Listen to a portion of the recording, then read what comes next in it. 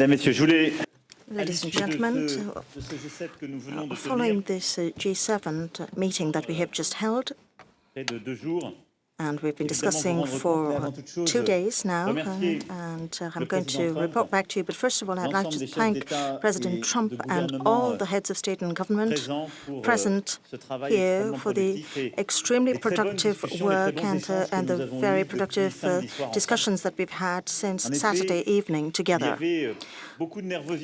There was a lot of nervousness at the outset, a lot of expectations, a lot of tensions, and we heard about a lot of conflict, and I can say that what we were really keen on was to convey a positive and joint message following our discussions. Discussions on several topics. We haven't negotiated a very long text as promised, and you will get just a one-page declaration. Then there'll be a lot of different annexes to it, but it's just one page that covers some of the key items that were addressed. Now, we have decided to hold this joint conference. I'm going to give the floor to President Trump, and of course President Trump and the First Lady will then proceed with their own press conference to the American press, where other discussions will take place. But I just wanted to sum up the different items on which we have agreed and the topics on which we have made headway: biodiversity, digital economy, amongst others. So we wanted to hold this joint conference together because next year it is the United States of America that will host the G7 summit, and we are going to pass the baton on to President Trump. That is why we are here together. And I just wanted to say that for the last 2 days we have worked a lot together on several common points. Well, we have a lot of things in common, but one thing we have in common with President Trump is they don't like to waste our time, and we like to achieve concrete results and to provide momentum to the work. And as soon as President Trump arrived with the one-to-one lunch that we had together, and I think that those are the most productive and interesting conversations that we've had together. And from that point onward, we set the pace and kept the ball rolling to be as efficient as possible till the very end. There are a few things that are expected from both our countries. As far as Iran is concerned, President Trump and myself have had discussions in the last few weeks, and particularly in the last couple of days, and we agree that Iran needs to comply with its nuclear obligations and have responsible behavior in the Gulf and work with us. And there are two very clear things that matter to us. Iran should never have the nuclear weapon, and its situation should not threaten the stability of the region. France has taken a lot of different initiatives, and I've always informed President Trump on them to be able to get the technical means to move forward, because the decisions that the U.S. taken in the last few months have put a lot of pressure and have put us in a situation where it is indeed necessary to improve the security situation of the region. So we coordinated our efforts, and we reached the decision to bring together the foreign ministers. Foreign Minister of Iran had a meeting with the French Foreign Minister, and a roadmap has sort of been set, but nothing is absolutely set in stone, and we will have to move ahead together to find an outcome. This morning, President Rouhani said that he was prepared to meet any political leader in the interest of his country. And that's what I told Minister Zarif, and this is what I mentioned to President Rouhani on the phone as well, that if he agreed to a meeting with President Trump, that my conviction was that an agreement can be met. We know the terms, we know the objectives, but we have to just now sit around the table and make that happen. So I hope that in the next few weeks, based on our discussions, we will be able to achieve the meeting that we just mentioned between President Rouhani and President Trump, myself and the partners who have a role to play in nuclear negotiations will also be fully involved in these negotiations. And I think that this meeting is very important and in the last few days have clarified the situation. A lot of messages have been conveyed. A lot of work has been done between our ministers. I would like to thank our ministers who have been totally involved in these discussions and have set the stage for these discussions and for an agreement. Of course, I want to be very cautious and very modest, but I think that this is going to lead to putting an end to escalation and reaching a suitable solution. So the discussions that we had on Saturday afternoon and Saturday dinner have been very fruitful, and our purpose is to ensure the stability of the region. The idea is to make sure that Iran doesn't get the nuclear weapon and have more visibility in the long term. As far as trade is concerned, we've also shared a lot of analysis and a lot of observations. Later on, I'll go into the details of that.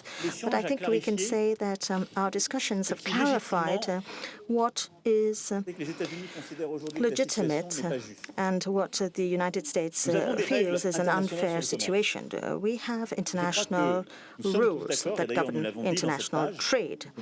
And in this one-page document, we said that it is very good to have a single organization that governs international trade. But so far, this collective body has not been very efficient in raising trade barriers.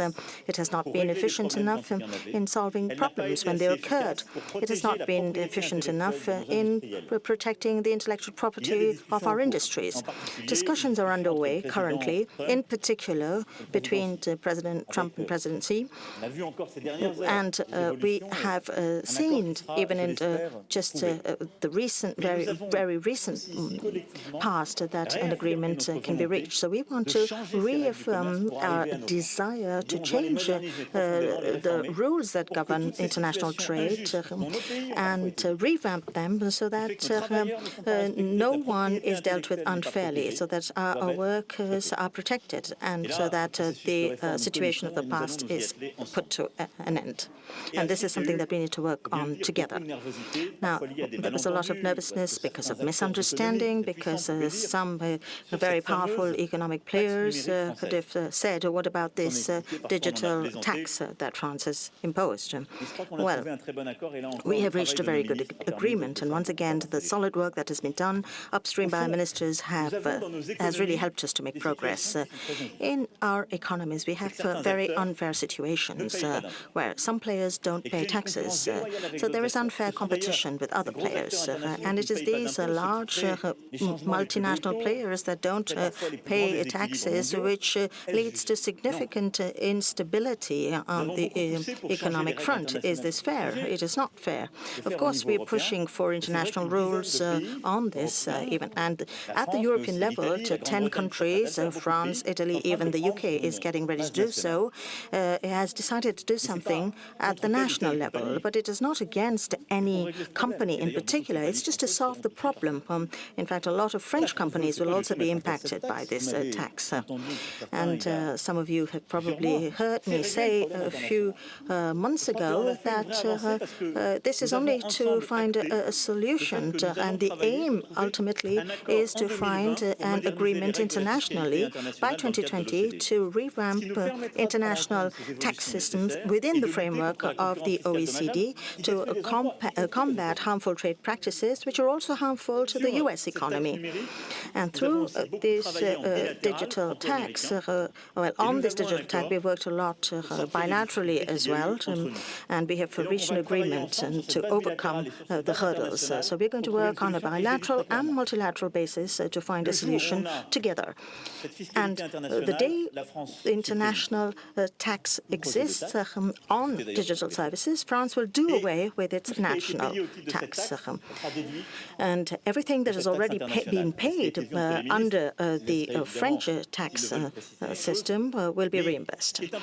So the idea is that we need to find a joint agreement in order to address joint international problems. And the situation right now is very negative, and the international tax system definitely needs to be modernized. And I think we will work together in a spirit of cooperation on this. As to Libya, Syria, North Korea, Hong Kong, you will see in the one-page document that we have made considerable headway in the spirit of unity, and we have also done some significant work in, as far as the Amazon region is concerned. There have been relations with President Bolsonaro, and we have taken a very ambitious initiative that President Pinheiro presented this morning after having discussed with all the heads of state and government of the region, as we had wished and as President Trump had wished as well. I don't want to go into the details, but I just wanted to highlight these few things that I just mentioned. I just wanted to say that we worked together hand in hand with President Trump over these 2 days. And during this G7, and I would like to thank all my colleagues, in fact, for this, we have managed to reach convergence at unprecedented levels on several issues. And now we're going to continue this work in the weeks and months to follow with a lot of energy.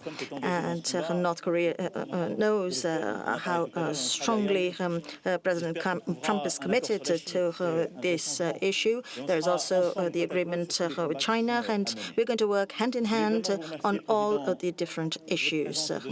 I would like to thank you, President Trump, for your involvement in the last couple of days. I would like to thank your First Lady, who was by your side and who has been very active side by side with my own spouse, and she has honored us and in our country. She knows how popular she is in our country, and President Trump will be hosting the G7 summit next year, so I'm going to give him the floor so that he can tell us how you intend to organize the G7, and I will be there by your side with the same will and the same determination and the same desire for unity. Thank you.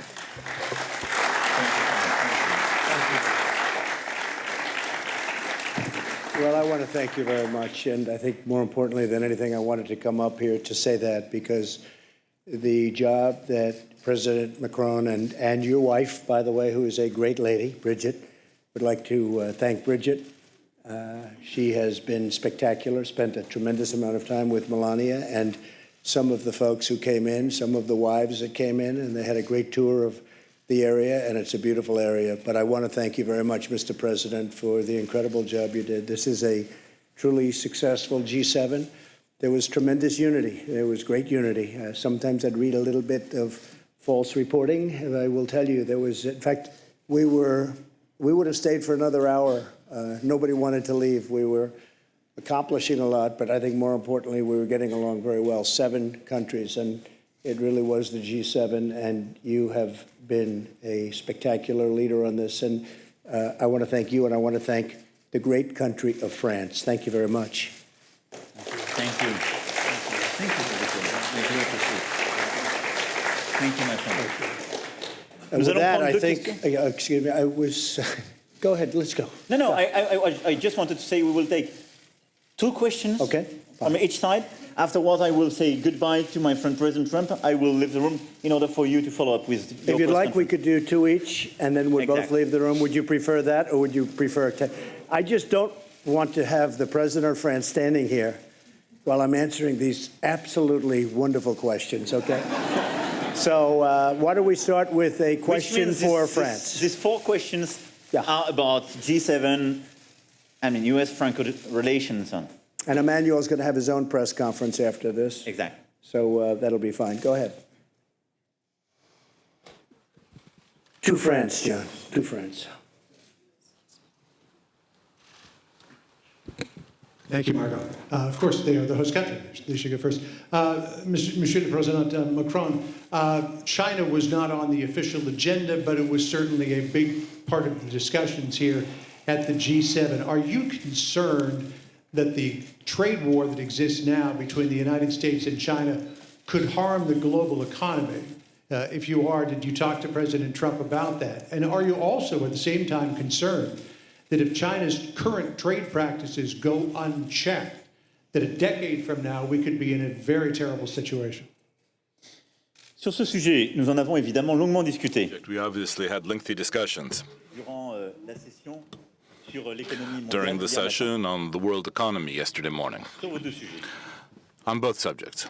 Les discussions qui sont en cours entre The la Chine discussions et les underway États-Unis between d'Amérique, China and the United States of America, évidemment, elles créent, on le voit bien, obviously, des as we incertitudes clearly see, create uncertainty, which disturb markets and investors, and during the negotiations will create tensions, which is the case of any discussion. On l'a vu sur We saw this on different stock markets with which we're familiar.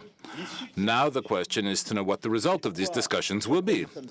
And that's why qu'un accord puisse être we considered that it was so important an agreement be found between the two greatest economic powers in the world. President Trump clearly showed us his willingness to arrive at an agreement. We saw just a few hours ago the very positive and encouraging message that could be distilled from this. We see that things are moving. Our deep wish is for an agreement to be found between the United States and China concerning trade, because I think that would be something positive for everyone. Neither the United States nor China is economically or industrially naive.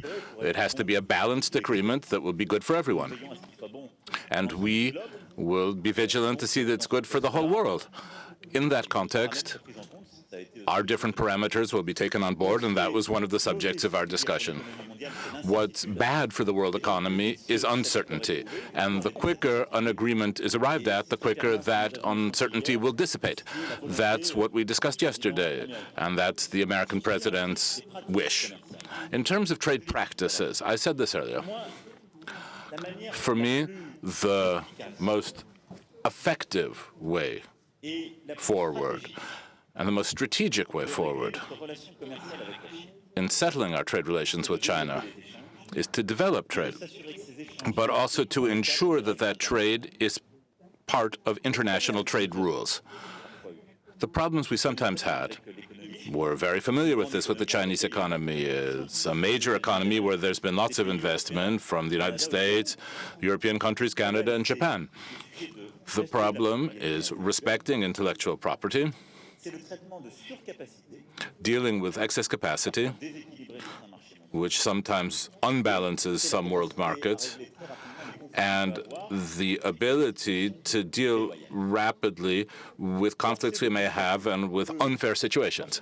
Now, we are obliged to see that when this type of trade happens outside of WTO rules, things don't work very well and we're not properly protected. And when we follow WTO rules, the WTO rules as they presently exist haven't allowed us to be protected on these subjects. So what we decided together yesterday morning was to accelerate with a very realistic agenda and to say we're going to change the rules of world trade so that everyone can have free and fair trade, balanced trade, and that the subjects which I've just mentioned, which have sometimes been bad for our economies, can be settled in an international framework which we wish profoundly to change. And we and our different ministers in the different contexts that we're putting forward are going to share these political goals. And to my way of thinking, the way to deal with the practices you have mentioned, certainly the positive agreements that will be arrived at, and also the renewal of our international trade rules, as we said yesterday morning. Trump, are you satisfied with how far the proposed WTO reforms will go?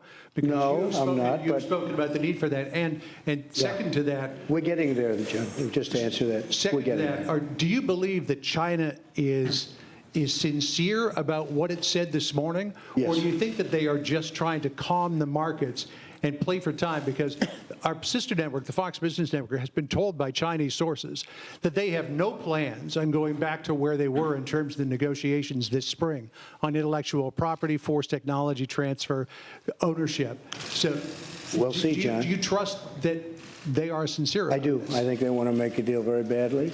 I think that was elevated last night, very late in the night. I see an alert, or you would call it breaking news, and it was that the vice chairman, we're not talking about somebody from China at a low level, the vice chairman of China came out that he wants to see a deal made. He wants it to be made under calm conditions, using the word calm.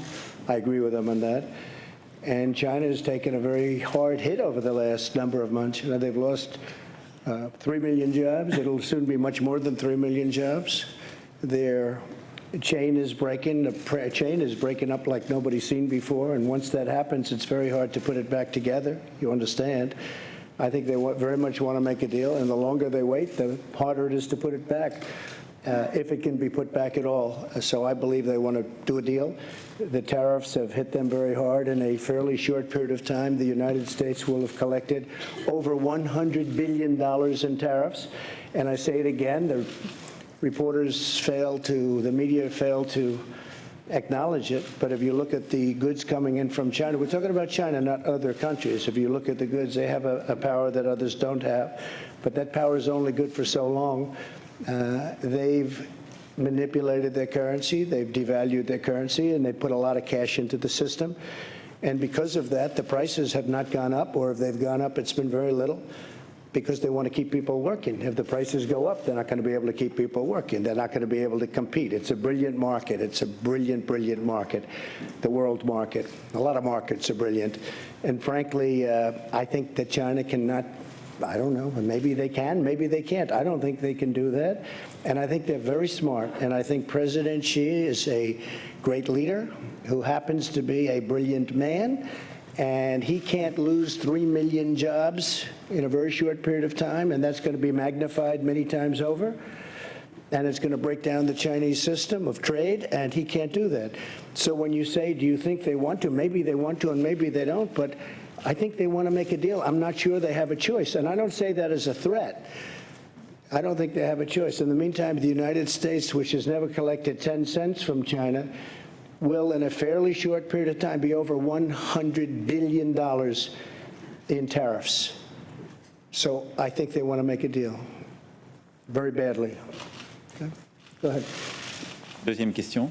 Second question. Messieurs les Présidents, Mathieu Koch, BFM. Mr. President, you've just declared that you've created the conditions for a meeting between President Trump and President Rouhani. Does that mean that France, for instance, might be a mediator in that meeting? And more concretely, what did you discuss in terms of that possible agreement with Iran? And then a question for Mr. Trump. Are you ready to lift or to soften American sanctions on Iranian oil exports? And would you be ready to meet President Rouhani? Thank you. Sur la première question. On the first question, the terms of the discussion are quite simple. An agreement was signed in 2015, on July 14th. We call it the JCPOA. And that agreement set forth guarantees for the international community, including the signatories of that agreement, saying that Iran would no longer enrich uranium over a certain period of time. I'm simplifying this, but up to 2025, in exchange for reopening many economic sectors and massive investment, largely made by the United States. That agreement had a twofold advantage: stability and security, and also reopening, economically speaking, which was good for Iran. This agreement also had drawbacks and shortcomings. French negotiators in 2015 were the most determined, and France was the country that hesitated most to sign this agreement because we considered we needed as many guarantees as possible. President Trump, during his campaign, made a commitment to those who voted for him to be more demanding and tougher because he considered that this agreement was insufficient, which caused him to leave it.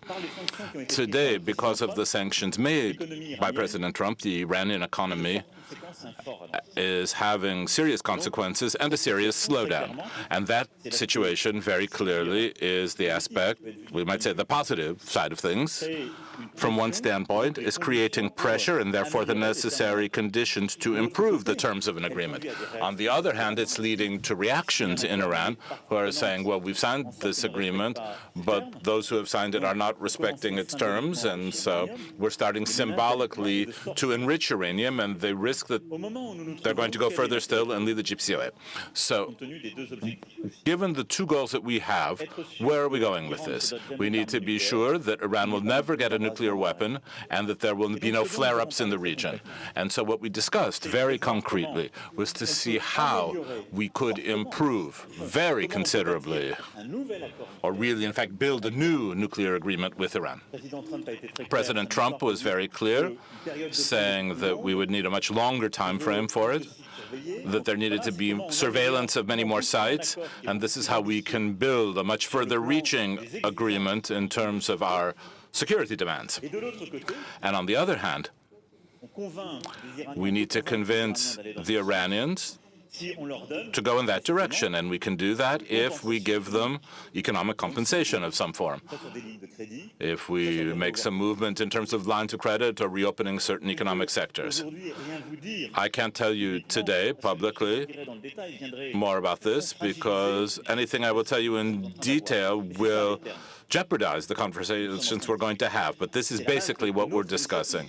On the basis of our initiative, there's also a Japanese initiative. I'm talking in total transparency with the president, but we agreed on a strategic goal, and I want us to go further in this framework and to make proposals. At a given point in time, there will have to be a meeting between the American and the Iranian presidents, and I would wish that in coming weeks, such a meeting take place. France will play a role together with the other signatories who are our partners in the JCPOA. But after that, we'll need to create the necessary conditions, because we'll have the necessary visibility for this agreement to be signed and sealed, and for this meeting between the two presidents to take place. So I would rather talk about concerted initiatives and exchanges rather than mediation, because at the end of the day, we have constant exchanges with President Trump. I share his goals. Sometimes we say we don't agree on methods, but I want to get there. I want to have an agreement. And I think there's been a true change. This morning, President Rouhani showed himself to be open to this meeting happening. And President Trump has been saying for weeks that he's being demanding, he's being tough, he's put forward sanctions, but I'm ready to have a meeting to make a deal. And I think that we're making progress. I want this meeting to happen, and I want there to be an agreement between the United States and Iran. And France will play the role it is meant to play together with the United Kingdom, with Germany, and all of the other signatory powers and the permanent members of the Security Council. Iran is a country that is not the same country that it was 2.5 years ago when I came into office. Iran was the #1 state of terror throughout the world. There were 18 sites of confliction in my first week when I spoke with the folks at the Pentagon, including lots of generals and lots of other military experts. 18 sites of confliction, meaning 18 sites of big problems. Every one of them was backed by Iran, or in some cases actually using Iranian soldiers, but at a minimum Iranian wealth, much of it given in the ridiculous deal where they were given $150 billion plus $1.8 billion in cash, and they used that money for some bad purposes. With that being said, I think that Iran is a country of tremendous potential. We're not looking for leadership change. We're not looking for that kind of change. This country has been through that many times before. That doesn't work. We're looking for no nuclear weapons, no ballistic missiles, and a longer period of time. Very simple. We can have it done in a very short period of time. And I really believe that Iran can be a great nation. I'd like to see that happen. But they can't have nuclear weapons. Okay? Thank you. Would you meet Mr. Rouhani? Excuse me? Would you agree to meet with Mr. Rouhani? If the circumstances were correct or the right, I would certainly agree to that. But in the meantime, they have to be good players. You understand what that means? And they can't do what they were saying they're going to do, because if they do that, they're going to be met with really very violent force. We have no choice. So I think they're going to be good. I really think they'd like to. And by the way, President Macron told me every step that he was making yesterday. A lot of you said, oh, he came in. He told me long before he came in what was happening, I didn't think it was appropriate to meet yesterday, too soon, and things have to be worked out first. But President Macron told me exactly what was happening, who was coming, what time they were coming, where they were going to meet. And after the meeting, he told me exactly what happened. And I think he had a very positive meeting. Prime Minister Abe of Japan, also a large purchaser of oil from Iran. He was also very much involved, and look, he knows everybody there, so he was a very, very positive force. But I have to tell you, the president's done an excellent job, and we're going to see how it all turns out. Maybe it works, maybe it doesn't. I say it all the time about everything. Maybe it works, and maybe it doesn't. But I'll tell you what, we made a ridiculous deal. We gave him $150 billion, we gave him $1.8 billion, and we got nothing. We got nothing. And by the way, that agreement was so short-term that it expires in a very short period of time. With a country, you don't make a deal that short. Countries last for long times, and you don't do short-term deals, especially when you're paying that kind of money. So I have good feelings about Iran. I have good feelings that it'll work. I know many Iranians living in New York City. I have many friends from Iran. They're incredible people, incredible people. So the last thing I'd like to see is a big problem, but we have to do what we have to do, okay?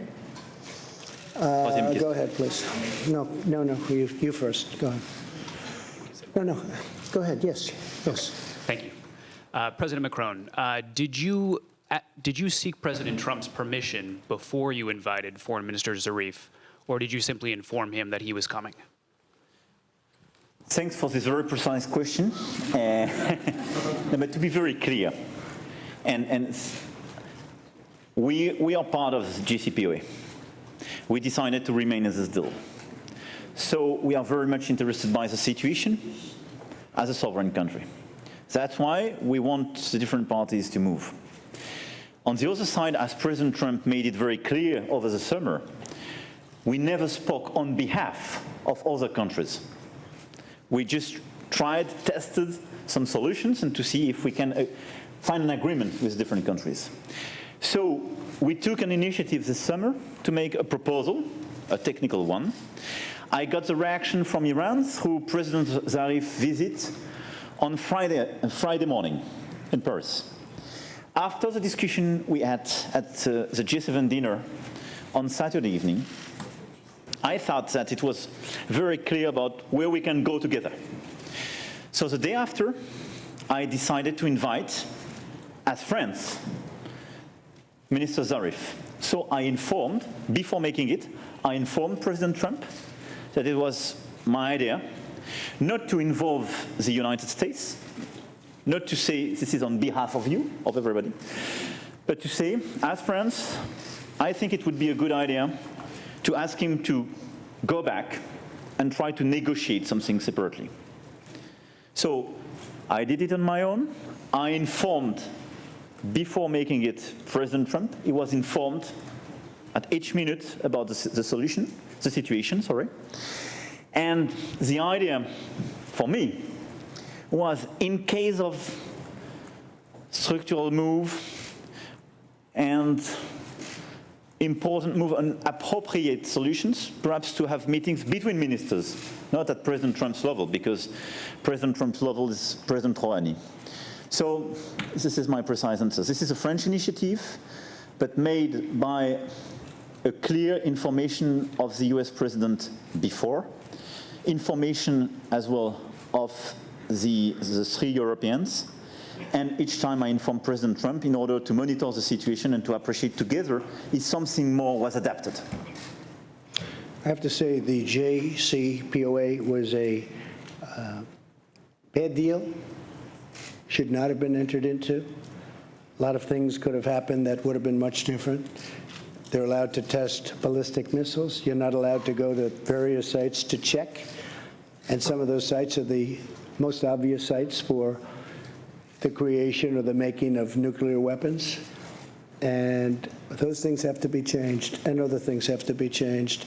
And I will tell you, I have very good feelings about it. I think that we're going to do something. It may not be immediately, but I think ultimately we're going to do something. As I said, Iran is a much different country than it was 2.5 years ago.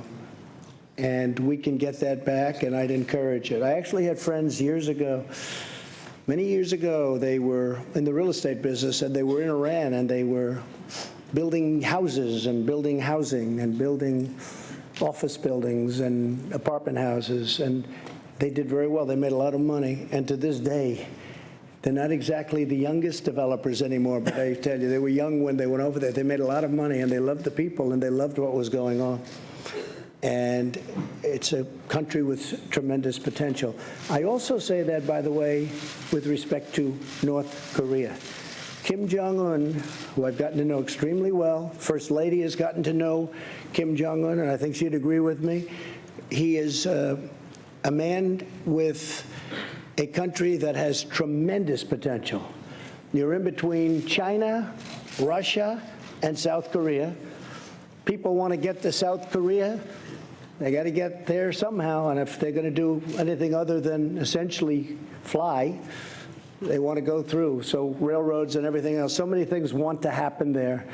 I think that North Korea has tremendous economic potential, and I think that Kim Jong-un sees that. He would be the leader, and I think he sees the tremendous potential that it's got. With respect to Iran, same thing. Iran is incredible people, an incredible country potentially, location that's a little rough neighborhood, but eventually it's going to be a beautiful neighborhood. I think that it's going to work out. And I really believe that those countries that went into the original deal, that more and more are agreeing with what I did. But I think those countries are going to be saying thank you someday. I hope they're going to be saying, including France, including the president, because I think we did the right thing. I know we did the right thing. If for no other reason, it's just too short. It's almost expiring, if you think about it. And somebody said, well, you'll go and make an extension. No, they're great negotiators. Look at what they did to get the deal. Look at what they did to John Kerry and to President Obama. Look what happened, where they're bringing plane loads of cash, plane loads, big planes, 757s, Boeing 757s, coming in loaded up with cash. What kind of a deal is that? So I think a lot of good things are going to happen. And I just want to say this because I've spoken a lot with the president this last 2.5 days. We've never had a better relationship. We had a lunch that lasted for quite a while that many of you got to see. It was the two of us. No staff, no anything. He wasn't trying to impress his people. I wasn't trying to impress his people. We were just trying to impress each other. And I'll tell you what, it was the best period of time we've ever had. And we accomplished a lot. I don't mean just, gee whiz, wasn't that nice? He's a very capable man. He's doing a great job for France. He did an incredible job for the G7, and I just want to thank you. And you go ahead to your news conference, and very special. This was a very special, very unified 2.5 days, and I want to thank you for it. Thank you. Thank you.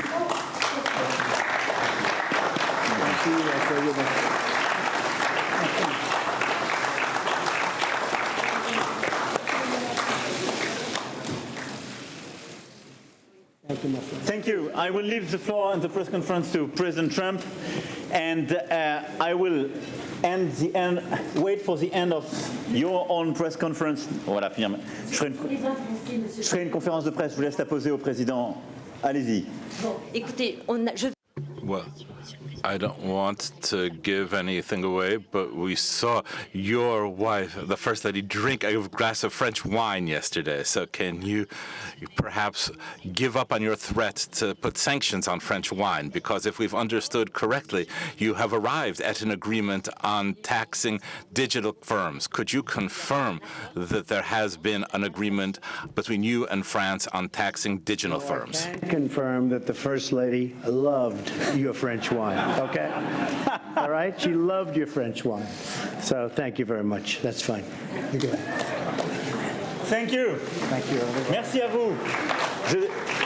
I will wait for the end of this press conference to have the press conference of the presidency. I will leave the floor to you. Thank you. Thank you. Good job.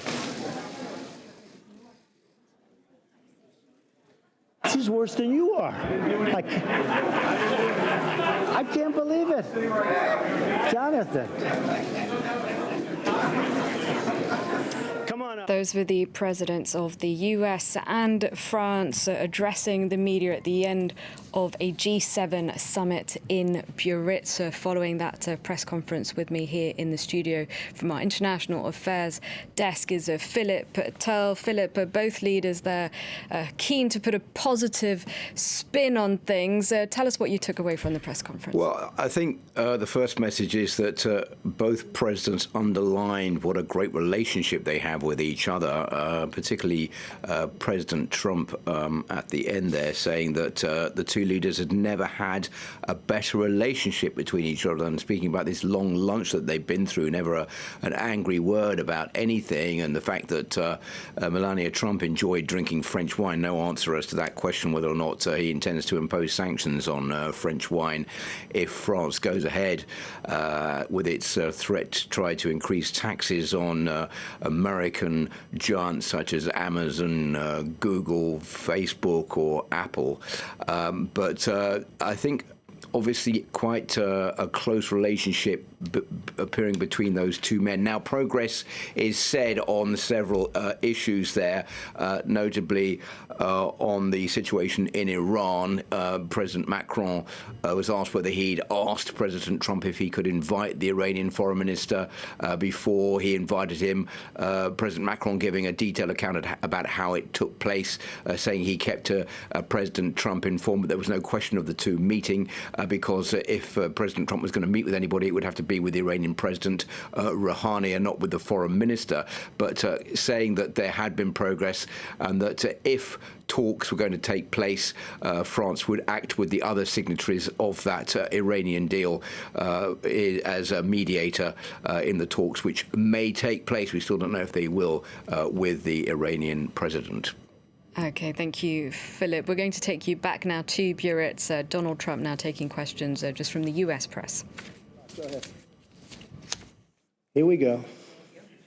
I actually have a question for you on next year's G7 summit, but can I just clarify something you said? You mentioned earlier today. One question. Go ahead. Well, let me do the clarification and then I'll get to the question. No. You talked about One calls question. with China and a breaking news alert. I'm trying Yeah. to understand what specifically you heard from China. And on next year's G7, you alluded today, dropped several hints about Miami, about Doral, and hosting next year's G7 at your property. What reassurances, if any, can you give the American people that you are not looking to profit off the presidency? Well, I'll tell you what, I've spent, and I think I will, in a combination of loss and opportunity.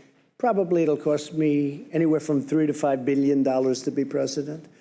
And the only thing I care about is this country. Couldn't care less, otherwise I wouldn't have done it. People have asked me, what do you think it costs?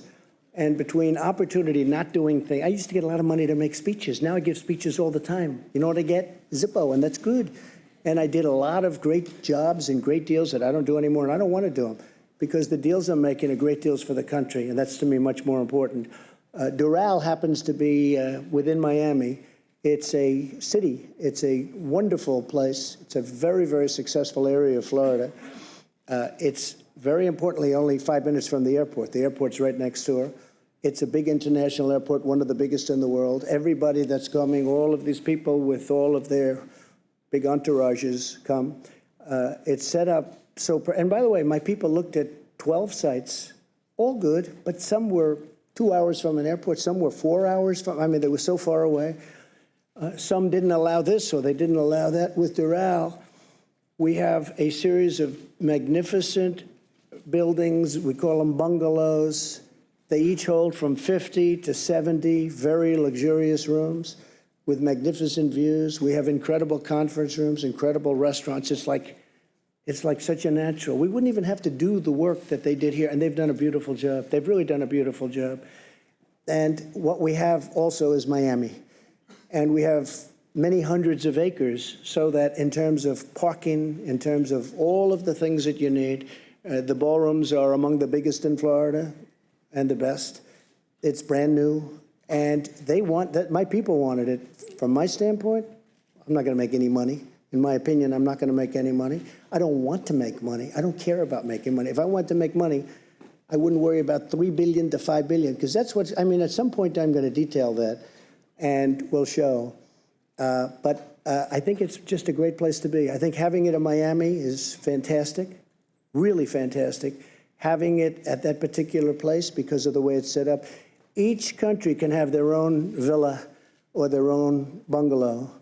And the bungalows, when I say, they have a lot of units in them. So I think it just works out well. And when my people came back, they took tours. They went to different places. I won't mention places, but you'll have a list because they're going to give a presentation on it fairly soon. They went to places all over the country. And they came back and they said, this is where we'd like to be. Now, we had military people doing it. We had Secret Service people doing it. We had people that really understand what it's about. It's not about me. It's about getting the right location. I think it's very important. Jonathan? Like you're trying to boost your own brand? Not at all. Go ahead, Jonathan. Thank you, Mr. President. President Macron said he'd like to see talks between you and President Rouhani within weeks. Does that sound realistic to you? Could you see yourself in talks with the Iranians within weeks? Well, it does. I don't know the gentleman. I think I know him a little bit just by watching over the last number of years what's happened. Tell you one thing, he's a great negotiator. But I think he's going to want to meet. I think Iran wants to get their situation straightened out. Now, is that based on fact or based on gut? That's based on gut. But they want to get their situation straightened out, Jonathan, and they're really hurting badly. Their inflation, as you know, because I saw you reporting on it, their inflation is through the roof. Their economy is tanked entirely. The sanctions are absolutely hurting them horribly. I don't want to see that. I don't want to see that. They're great people. I don't want to see that. But we can't let them have a nuclear weapon. Can't let it happen. So I think that there's a really good chance that we would meet. Jeff, please. Thank you, Mr. President. Another follow-up from what the President of France said. He said that there might be a need for compensation to Iran. Would you, given all of the criticism you've made of the JCPOA and the money that they got, be open to giving Iran compensation if it met some of the criteria that you laid out? What he's talking in terms of compensation is they are out of money. And they may need a short-term letter of credit or loan. No, we're not paying. We don't pay. But they may need some money to get them over a very rough patch. And if they do need money, certainly, and it would be secured by oil, which to me is great security. And they have a lot of oil, but it's secured by oil. So we're really talking about a letter of credit type facility. From the U.S. or from all the countries It would be involved? from numerous countries. In numerous countries, and it comes back. It would expire. It would be paid back immediately, and very quickly. Yes, go ahead, please. Go ahead. Yes. Thank you very much, Mr. President. Now it's Aoyama with the Asahi Shimbun, a Japanese newspaper. Good. Now just left. Now the U.S. Your Prime Minister, Abe. Good man. Great man. Okay, and now the U.S. and Japan have an agreement in principle, which you said is a tremendous trade deal for the United States. So and for Japan, I would yes. say. So are you still considering imposing Section 232 tariffs on Japan's auto exports to the United States on national security grounds? Not at this moment, no. Not at this moment. Well, it's one of the reasons we made the deal, but no, not at this moment. It's something I could do at a later date if I wanted to, but we're not looking at that. We just want to be treated fairly. You know, Japan has had a tremendous trade surplus with the United States for many, many years, long before I came here. And I'll tell you something, we're transforming our country. We're taking these horrible, one-sided, foolish, very dumb, stupid, if you'd like to use that word, because it's so descriptive. We're taking these trade deals that are so bad, and we're making good, solid deals out of them. And that's transforming our country. That will be transformative and very exciting, I think, for our country. Very, very exciting. Please, go ahead. Go ahead. Thank you, Mr. President. Well, I didn't actually say you. I said the woman behind you. So why don't we do her first? You've been asking a lot of questions all day long. Thanks, Mr. President. Yamiche Shelcender. Can't say I don't give you access, right? Go ahead. Thanks, Mr. President. Yamiche Shelcender with PBS NewsHour. Yes. Why do you think it's appropriate to invite Russia to the G7, given that they've meddled in the 2016 election? And are you worried that if Russia does come to the G7, that it might hurt you politically because it's only going to be a couple months before the 2020 election? I don't care politically. I really don't. A lot of people don't understand this. I ran one election and I won. Happened to be for president. I don't care politically. I'm going to run another election. I think I'm winning based on polls that we see. Whether I win or not, I have to do the right thing. So I don't do things for political reasons. Is it good? Probably not. Maybe it is. I mean, a lot of people are smart. A lot of people say having Russia, which is a power, having them inside the room is better than having them outside the room. By the way, there were numerous people during the G7 that felt that way. And we didn't take a vote or anything, but we did discuss it. My inclination is to say, yes, they should be in. They were, really, it was a President Obama. I'm not blaming him, but a lot of bad things happened with President Putin and President Obama. One of the things that happened was, as you know, what happened with a very big area, a very, very big and important area in the Middle East where the red line was drawn, and then President Obama decided that he was not going to do anything about it. You can't draw red lines in the sand. You just can't do it. And the other was in Ukraine, having to do with a certain section of Ukraine that you know very well, where it was sort of taken away from President Obama. Not taken away from President Trump, taken away from President Obama. President Obama was not happy that this happened because it was embarrassing to him, right? It was very embarrassing to him. And he wanted Russia to be out of what was called the G8. And that was his determination. He was outsmarted by Putin. He was outsmarted. President Putin outsmarted President Obama. Wait a minute. And I can understand how President Obama would feel. He wasn't happy, and they're not in for that reason. Now, I'm only thinking about the world, and I'm thinking about this country in terms of the G7, whether it's G7, G8. I think it would be better to have Russia inside the tent than outside the tent.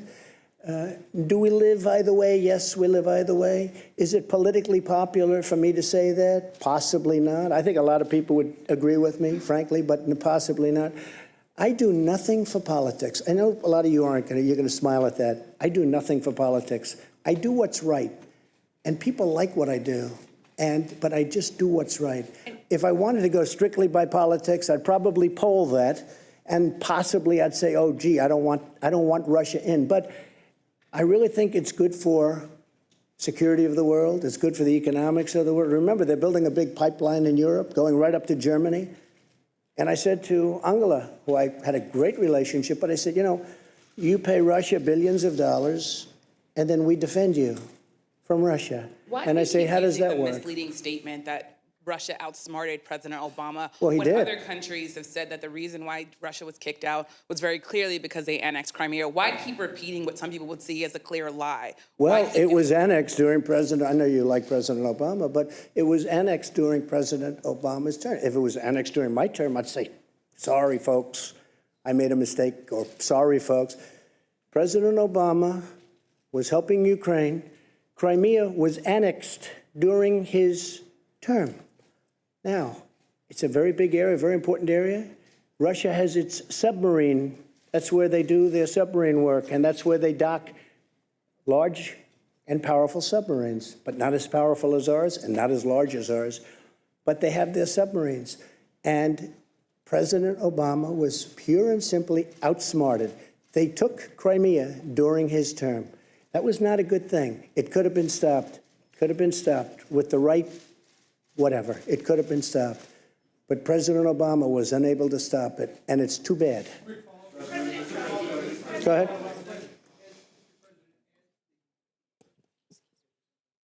As the G7 host next year, you were allowed to invite other countries to come, guest countries, even though they're not necessarily part of the overall group. Would you consider inviting Vladimir Putin under those circumstances? I don't know that he'd accept. Those are tough circumstances. He was a part of G8, and all of a sudden, he's not out or he's not in. So I think, John, actually, that's a pretty tough thing for him. You know, he's a proud person. Would I invite him? I would certainly invite him. Whether or not he could come psychologically, I think that's a tough thing for him to do. You have a G8, now it's a G7, and you invite the person that was thrown out really by President Obama, and really because he got outsmarted. President Obama, pure and simple. And don't forget, it was not just Crimea. It was the red line in the sand. And Obama said, never violate the red line in the sand. And then they went ahead and they killed many children with gas. It was terrible. And he did nothing about it. I did, but I was there years later. I did something about it, but I was there late. Go ahead. Thank you, sir. Can you help us understand the timeline on the China calls? Were you referring to the statement by the Vice President? Well, we've had many calls. Secretary Mnuchin is here, and you've had many calls over the last 24 hours, but certainly over the last 48 hours. We've had many calls, not just one. This isn't one. And these are high-level calls. They want to make a deal. And by the way, I think a deal's going to be made, but they want to make a deal. So the Chinese are saying that there weren't any The particular Chinese are not calls. saying Are that. they not being Excuse me, truthful? let me explain something. The vice chairman of China, do you get higher than that other than President Xi? The vice president, the vice chairman, it's like the vice president, the vice chairman made the statement that he wants to make a deal, that he wants to see a calm atmosphere. He wants it all to happen. That says it there. I don't have to talk about, you folks were reporting before, well, we can't find any phone call. He released a statement. I didn't release it. He released a statement. But there were phone calls, sir, Mr. President. There were phone calls. Numerous calls.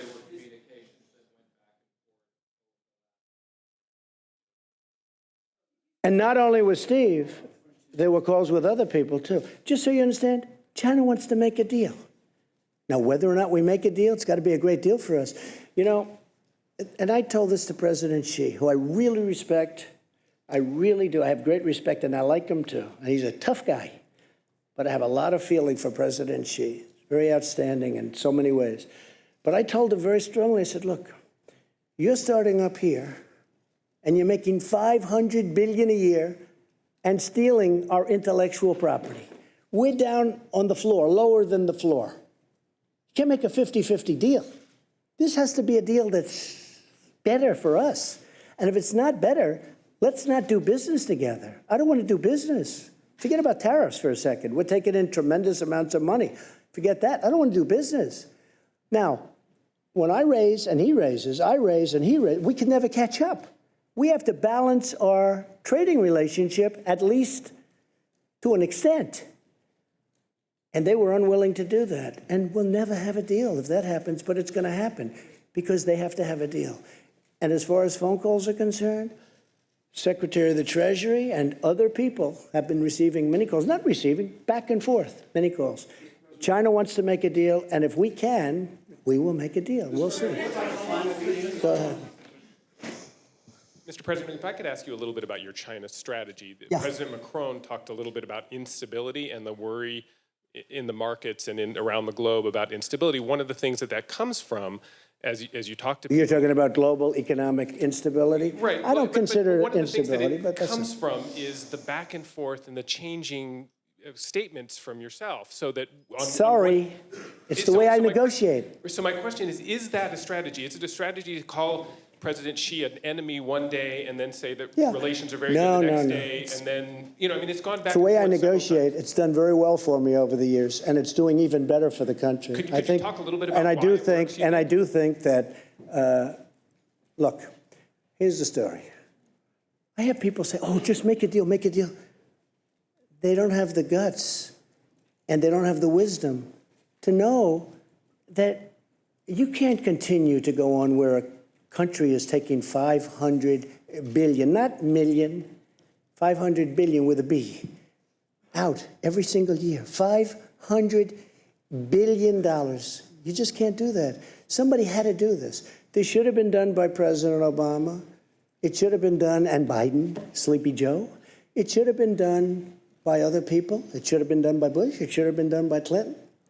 Double Bush. It should have been done. I'm doing it. Let me tell you something else. North Korea should have been done a long time ago. I'm doing it. I'm doing a lot of things that I shouldn't have to be doing. Please. Go ahead, please.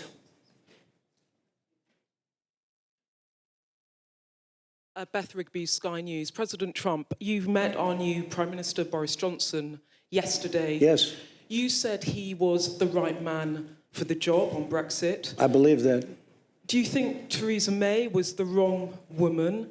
And do you think that Boris Johnson can actually get a deal with the EU before October the 31st? Well, Theresa was unable to do the deal. I gave her my ideas as to doing the deal very early on, and you possibly know what they are, but I would have done that. She chose to do it her way, and that didn't work out so well. I think she's a very, very good person and a good woman, and I really believe that Boris Johnson will be a great prime minister. You know, we like each other, and we had a great 2.5 days. I've been waiting for him to be prime minister for about 6 years. I told him, what took you so long? I think he's going to be a great prime minister, and especially after spending a lot of intense time with him over the last couple of days. He's really he's very smart, he's very strong, and he's very enthusiastic. And you know what else? He loves your country. He really loves your country. That came out maybe more than anything else. Yeah, please. Vicky Young, BBC News. President Trump, Boris Johnson is very keen on a trade deal with the USA. You sound keen on it too. Some of his critics, though, are worried that you're going to do over the UK in that deal to protect American I love interests. the UK. I own great property in the UK. I love the UK. I have no idea how my property is doing because I don't care. But I own Turnberry, and I own in Aberdeen, and I own in Ireland, as you know, Doonbeg, and great stuff. And I'll be honest with you, I think he's going to just do a great job as prime minister. You know, it takes a lot. It's so many different elements to being a great prime minister. And you needed him. I just think his time is right. This is the right time for Boris. This is the right time for Boris. Yeah, please, go ahead. Go ahead, right here. Say who you're with, please. Robert Peston from ITV in the UK as well. You've obviously had a good few days with President Macron, who you appear to be doing business with, to use your favourite expression. After Brexit, who do you think will be your more important relationship? President Macron, France and the EU, or Boris Johnson, Prime Minister of the United Kingdom? I think we're going to have just, look, France is a great nation. It's being run. A lot of things are happening. You know, it's not easy what he's doing. He's changing certain ways. It's a very hard thing to do. I won't get into it. I'm going to let him sell his ideas, but a lot of people don't disagree with his ideas. But it's a very hard thing to do. If you're a great citizen of France, you love your country, but you want to do the way you've been doing it for a long time. But maybe that's not working, and maybe they have to do what he has to do. I think he's going to do a fantastic job, but it's very tough for him. I know how tough it is for him. He's been having a hard time, and nobody would have an easy time. But I do believe he's doing the right thing. Boris is different. It's a different kind of a deal. Boris has to try and do something with Brexit. It's very tough. I deal with the EU. The EU that's a very, very strong group of people. They have their ideas, and they're not easy to deal with, I will tell you. We're very close to making a deal, by the way, with the EU. I have to say this. We made a great deal with Japan, and we're very close to maybe making a deal with the EU because they don't want tariffs. It's very simple. They don't want to tax cars. Mercedes-Benz, BMW, they don't need a 20% or a 25% tax. But we're very close. I think we're going to make a deal with the EU without having to go that route. I may have to go that route, but maybe not. We're going to have a deal, a really fair deal, but the EU is another one. We've been losing $180 billion a year for many years. That's a lot of money. How much can you take out of the piggy bank, right? But which alliance will be more important, with the EU or with Britain? Both. I don't want to say which. Look, I think we have been with, I guess it would start off by saying England, right? You know, I asked Boris, where's England? What's happening with England? They don't use it too much anymore. We talked about it. It was very interesting. But the United Kingdom is a great, incredible place. It's an incredible nation. And it's, you know, been one of our tremendous allies. And another one happens to be Australia. He was here also, Scott. He is fantastic. In fact, we're honoring him in Australia at the White House in a very short period of time. But I think that, excuse me? Will you visit Australia? At some point I will, yeah. At some point I will. Also Germany. Angela asked me to visit Germany. We're going to be doing that too. So I just think they're very different. And they're going to be going at it for a little while, but ultimately probably it works out. They may have to get out. They may not make a deal. The European Union is very tough to make deals with. Very, very tough. Just ask Theresa May. Thank you, Mr. President. Zeke Miller with the Associated Press. I was hoping you could clarify. Last year, you left this summit in Canada feuding with the summit host. This year, things seem to be a little bit different. You're talking about unity, had a hug with President Macron on the stage. What is different? And also, as President Macron said, he's passing you the baton now of leading this multilateral institution. You ran on the platform of America First. What is your now that you have a mandate for the international community, what are you going to do with it? Well, we actually had a very good meeting. I had it out with one or two people where we disagreed in terms of concept, but we actually had a pretty good meeting last year. I would say that this was a big step above in terms of unity, in terms of agreement. We have really great agreement on a lot of very important subjects. But last year was good also. I mean, last year was good also. I think last year might have been a little bit underrated. You know, go ahead, please. In terms of the G7 presidency, what do you want to do with it? What's your agenda? Oh, we're going to do something hopefully special. We're going to build on what we have now. We built on something really good. We're going to be going in with some great unity. We really did. If there was any word for this particular meeting of 7 very important countries, it was unity. I think most important of all, we got along great. We got along great. Go ahead. Thank you very much, Mr. President. I'm Qing Yichang with Shanghai Media Group. You just mentioned that Chinese Vice Premier Liu He said China is willing to resolve this issue through calm negotiations. No, I didn't say it. He did. Yes. Yeah. And will the U.S. negotiate in the same manner? Yes. And also, so the other issue, other question. That was an easy answer. So the U.S. will negotiate in the same manner? With Absolutely. Great respect for China. Great respect for the leadership of China. Absolutely. And also the other question is that you say you definitely will invite Putin to join next year's summit. I haven't said that, but I think that having President Putin in what was the G8, he was a member of the G8, and I heard he was a good member of the G8. Having him in, I think, is more of an advantage. I think it's a positive for the world. I think it's a positive for Russia. I think it's a big positive for Russia. And it's something the group is discussing. They are discussing it. But just a few hours ago. People feel very much like me, many people. What? But just a few hours ago, Russian foreign minister is saying that it's not their foreign policy pursuit to return G8. What's your reaction to that? You know, we'll see. I know one thing. If they were invited back, I think they'd be there. If they weren't, that's okay too. I just think they'd be better inside than outside. I mean, as I said before, I really do. I think they'd be an asset. I think it would be a good thing. You know, some of the things, we were going in the room, and yesterday in particular, we were discussing 4 or 5 matters, and Russia was literally involved in all of those 4 or 5 matters. And a few of the people looked up and said, you know, why aren't they here talking to us about it? What are we going to do now, go home? Take it easy for a day, although I'm not doing that. I don't take it easy. But what we're going to go home and start calling them at the end of the week and say, hey, how about this? Could have been in the room. We had numerous things that we were discussing, right? Numerous. We had a lot of things that we were discussing. And it would have been very easy if Russia was in the room. If he was in the room, we could have solved those things. Now they're just in limbo. But I have to say, with all of that, very little in limbo. But somebody will speak to him about some things, and frankly, they're not very complicated. But it would be easier if they were in the room. Thank you so much. Josh, go ahead. Josh. Mr. President, there was a significant talk at the summit about climate change. I know in the past you've harbored some skepticism of a science and climate change. What do you think the world should be doing about climate change, and do you still harbor that skepticism? I feel that the United States has tremendous wealth.